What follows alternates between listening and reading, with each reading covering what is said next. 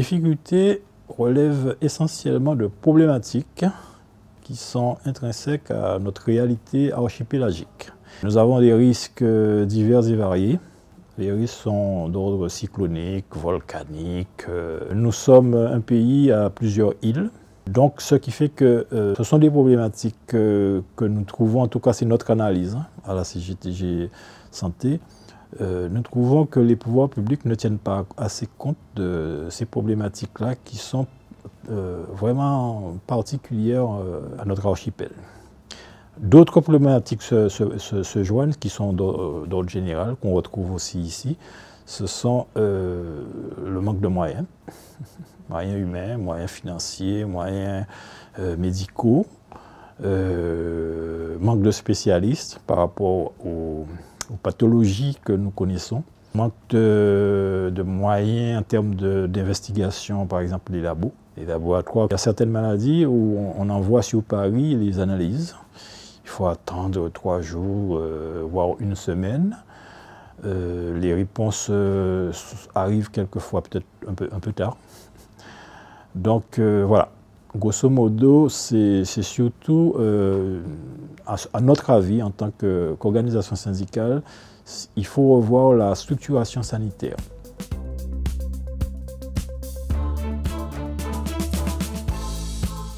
Évidemment non.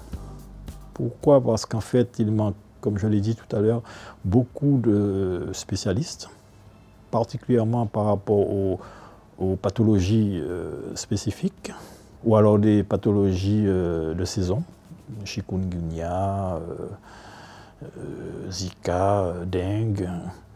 Donc, on manque d'un tissage sanitaire qui puisse répondre à temps à ces problématiques-là.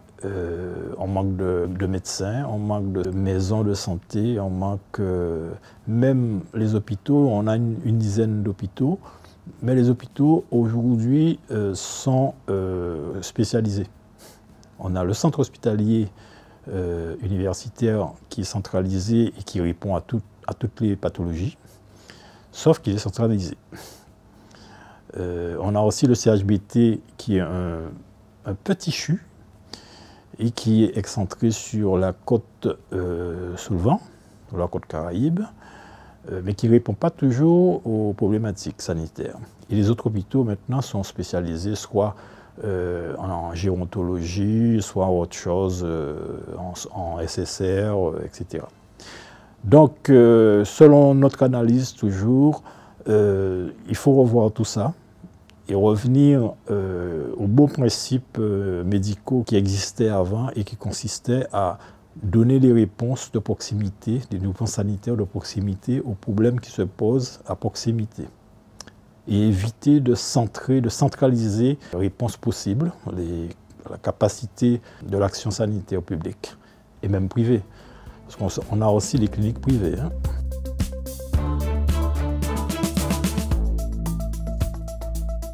Alors j'y ai répondu un petit peu déjà. D'abord les moyens et ensuite l'organisation sanitaire sur le terrain. Nous pensons qu'on ne peut pas imposer, par exemple, un JHT sur un archipel.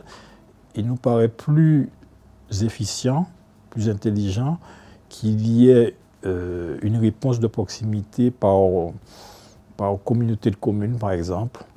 Il y a déjà les 10 hôpitaux en question. Il faut revoir la possibilité pour que chaque hôpital réponde à sa proximité.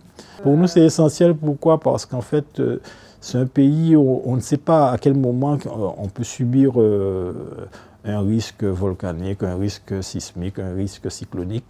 Et il faut impérativement qu'on ait en tête de ne pas mettre nos œufs dans un seul panier et faire en sorte qu'à tout moment, en toutes circonstances, on puisse répondre aux problématiques sanitaires. Et ça ne peut pas se faire en centralisant, ça ne peut pas se faire comme ça se fait sur un continent.